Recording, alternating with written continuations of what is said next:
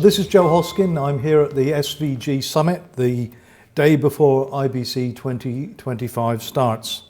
This morning I'm talking to Berend from Cobalt Digital. Good morning. Good morning, Joe. Good morning.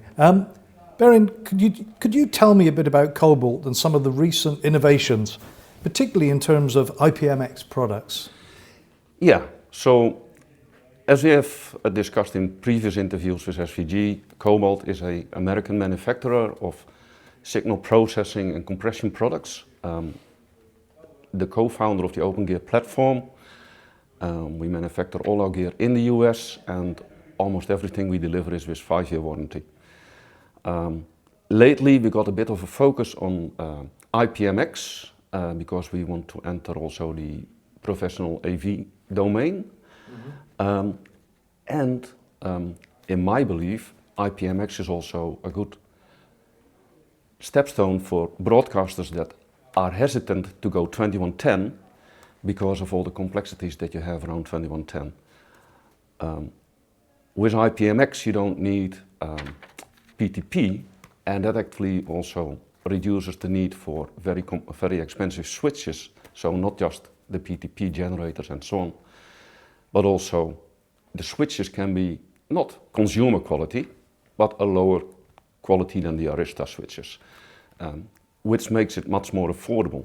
And that opens up a market also in the broadcast domain for all the smaller broadcasters in, for instance, Spain, in Italy, in other countries where they are hesitant to go 2110, but they want to go on compressed video over IP.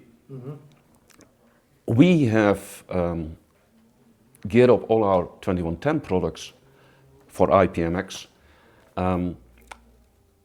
and so we have lately added our Sapphire BBG 2110 units with converting 2110 or 2110 JPEG access or IPMX, it's a setting you configure, to HDMI in or HDMI, to HDMI out or HDMI in,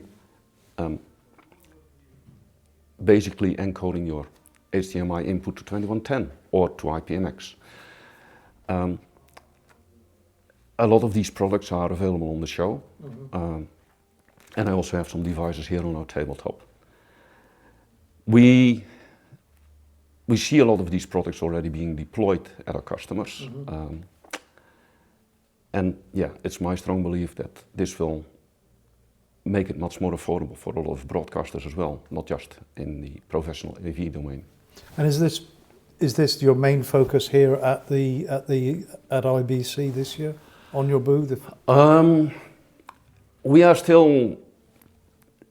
We originated from manufacturing for NEP, for production, and we are still very much focused on professional broadcast equipment and working for the broadcasters.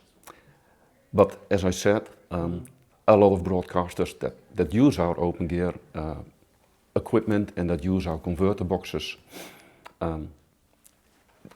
that are fully in SDI, for them it opens up an avenue to go also to video over IP.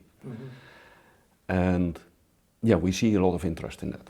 And you see a lot of interest in the AV sector, you said. Is this new for the company? This is something that's evolved, or well, it's an area you feel you can develop, presumably? To give an idea, this year was the first year we had also a booth at the ISE in Barcelona. Yeah, so for us that is a relatively new avenue to walk, a new market. Was it successful? Yes, it was. So who at ISE would you see that you wouldn't see at an IBC or an NAB? More the corporates that have their internal video systems, their video conferencing systems, their displays that are like, if you for instance look at an Audi dealer, there's always the displays there with videos. Yeah, increasingly the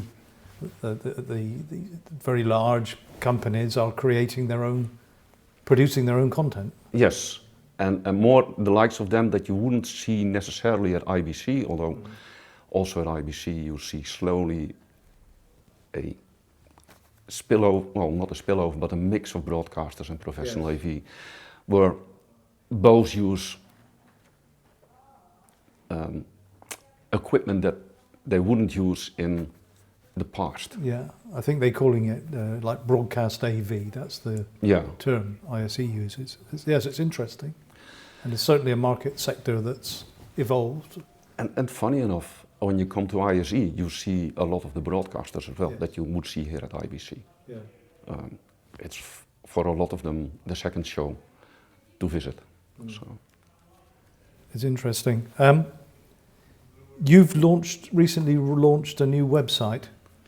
Can you tell us something about that? Yeah, we had a very, engineers always would love our website because it had a high level of detail, but the technology behind it was 15 years old, so a little bit slow and difficult to update. But also not a modern look and feel. So we have a new, much more intuitive website. And one of the things that the engineers loved a lot on our old website was a frame configurator, where you in OpenGear can build your frame with the cards you need. And because of the old technology behind it, it wasn't updated very well, the frame configurator. It was working for all our 3D products, but our 12D products and our 2110 products in OpenGear format were actually not in it. So on our new website, the engineers will love that actually the frame configurator is still there. We had a debate about it internally because it's a lot of work to do that properly. And that now it's actually completely filled up with all of our products, so that you can have in OpenGear. So one of the things I promised is everybody that comes to the booth and can show me where the frame configurator is, will get a beer from me. Because we love the people to use that, of course. I expect you'll be very busy in that case then. Yeah, IBC is looking good. We have a ton of scheduled meetings, but we still have enough people for walk-ins. Traditionally, I tell all my partners, just bring your customers. You don't need to make an appointment, you can make an appointment. I take double bookings, triple bookings, and I will make sure another blue shirt that knows more about the product can tell you everything. And I'll spend time with you and your customer as well. So, yeah, IBC is looking good. We have a new location in Hall 8, D83, next to the other OpenGear founder. So that should be working well too. Yes. Good.